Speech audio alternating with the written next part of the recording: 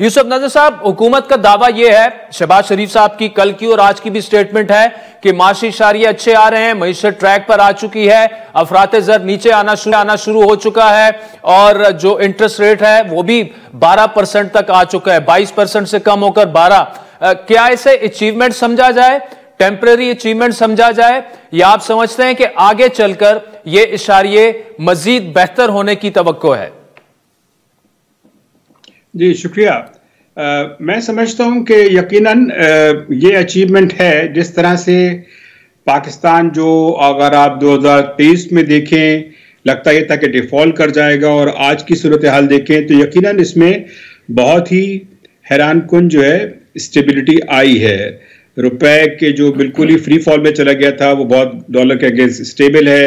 जैसा कि आपने कहा कि इन्फ्लेशन में बहुत कमी आई है, और सबसे अहम बात यह कि हमारे फॉरेन एक्सचेंज रिजर्व्स बड़े स्टेबल हैं, और उसकी एक बड़ी वजह यह है कि हमारी जो रेमिटेंसेस जो हैं उसमें इस साल जो है वो कोई 32% जो है इजाफा हुआ है। तो अगरचे के हमारी जो इंपोर्ट्स हैं अभी भी उनकी जो जिस रफ्तार से वो बढ़ रही हैं उसकी जो रफ्तार है हमारी एक्सपोर्ट से ज़्यादा है, और जो कोई अच्छी बात नहीं है। लेकिन हमारी जो रेमिटेंसेस में इतनी ज़्यादा तेज़ी से जो है इंक्रीज हुई हैं कि उसकी वजह से हमारा जो करंट अकाउंट है उसको बड़ा सहारा मिला है। तो इन तमाम बातों को देखते हुए, और चूंकि इन्फ्लेशन में भी कमी आई है, तो जो पहले जो आपने टैक्स का जिक्र किया, जो पहले जो टैक्स रेवेन्यू के फिगर्स थे, मेरे ख्याल में वो जो इन्फ्लेशन था हाई उसको रखते हुए बनाए गए थे, जिसमें तकरीबन ये था कि कोई 40% से ज़्यादा बढ़ेंगे। लेकिन चूंकि अब इन्फ्लेशन की जो है वो उसकी जो रेट ऑफ इन्फ्लेशन जो है चूंकि इतना कम हो गया है, तो मैं समझता हूं कि शायद IMF जो इस बात को मद्देनजर रखेगा, और अगर कोई और डेवलपमेंट नहीं होता है एडवर्स, तो मेरे ख्याल से IMF के साथ इस रिव्यू में कम से कम जो होने वाला है एक महीने डेढ़ महीने के अंदर, उसमें कोई मेजर प्रॉब्लम नहीं आनी चाहिए।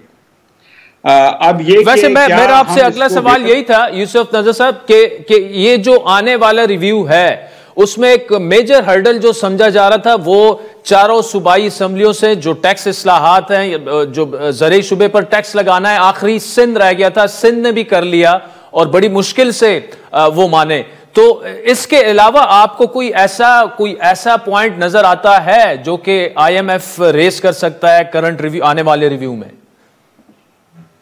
हाँ, ये तो बात जो है वो अच्छी नहीं है कि बिल्कुल उनके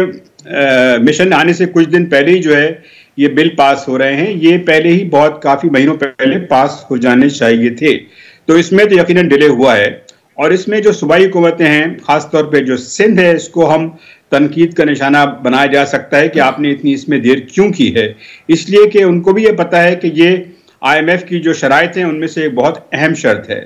तो लेकिन चूंकि ओवरऑल पिक्चर जो है मेरे ख्याल से काफ़ी स्टेबल है, तो मेरा यही ख्याल है कि IMF जो है प्रॉब्ली इसको कंडोन करेगा और कहेगा कि आप अगर अपने टारगेट्स मीट करते हैं तो फिर जो है आप इसको नेक्स्ट रिव्यू में दोबारा देख सकते हैं। तो लेकिन अभी जो आपने पूछा कि क्या यह बेहतरी होती रहेगी, तो मेरे ख्याल से उसका एक बहुत बड़ा जो फैक्टर है बेहतरी का वो ऑयल प्राइस है। और ऑयल प्राइसेस जो हैं इस वक्त जिस लिहाज से चल रही हैं, तो मुझे तो नहीं लगता कि कोई ऑयल प्राइस में जो है कोई बहुत ज़्यादा तेज़ी आएगी, और वो इसी रेंज में ट्रेड करती रहेंगी। और अगर ऐसा होता है और या ऑयल प्राइसेस जो हैं ज़्यादा नहीं बढ़ती हैं, इसी रेंज में रहती हैं तकरीबन $70 अ बैरल के लिहाज से, तो ये पाकिस्तान के लिए एक पॉजिटिव फैक्टर होगा। अच्छा यूसुफ नजर साहब, आखिर में बताइएगा जो इंटरेस्ट रेट है, मार्कअप है 12% पे वी आर स्टैंडिंग करंटली, और ज्यादा नहीं चंद माह पहले चले जाएं तो हम 22-23 पे खड़े थे। एक तो ये कितनी पॉजिटिव डेवलपमेंट है, दूसरा जब इन्फ्लेशन हुकूमत का दावा ये 2.5% पे आ गई है, तो क्या ये ऑलरेडी सिंगल डिजिट में नहीं चला जाना चाहिए था इंटरेस्ट रेट हमारा?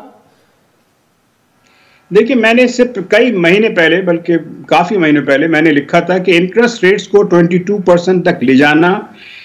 एक बहुत बड़ी गलती थी। मैं समझता हूं कि इसमें IMF ने भी गलती की और हमारे सेंट्रल बैंक ने भी। लेकिन चूंकि अब हमने दोबारा उसमें एक रिवर्स गियर लगाया है, और अब 12% पे आ गए हैं, जबकि हमारा इन्फ्लेशन अगर आप इस शॉर्ट टर्म समझ ले, ये भी कह लेंगे जी मुमकिन है 2% ना रहे, ये 5-6% चली जाए, तो उसके लिहाज से भी जो है इंटरेस्ट रेट जो है, पॉलिसी रेट मेरी नज़र में इस वक्त 10% से ज़्यादा नहीं होना चाहिए। तो लेकिन वो बहुत मोहतात हैं और हमारे जो सेंट्रल बैंक वाले हैं, लेकिन इसमें मेरे ख्याल से उनको इस बात पे ये एक्सेप्ट करना चाहिए कि जो पहले जो बहुत ज़्यादा बढ़ाए थे वो गलत थे,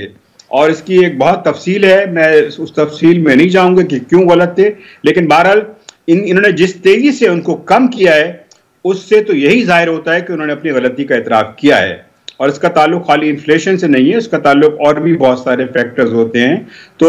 यूसुफ नजर साहब, टाइम इतना नहीं है मेरे पास, लेकिन एक पॉइंट जरूर ऐड कीजिएगा, एक पॉइंट पे आपका ओपिनियन कि इंटरेस्ट रेट जब 22-23% हो तो डोमेस्टिक जो डेप्थ है, जो हुकूमत पाकिस्तान जो अपने बैंकों से कर्जा लेती है, उसका पाकिस्तान पर कितना असर पड़ा, पाकिस्तानी कर्जों पर, ये 22% की वजह से, ये जो जिस पॉइंट की जानिब आप इशारा कर रहे हैं?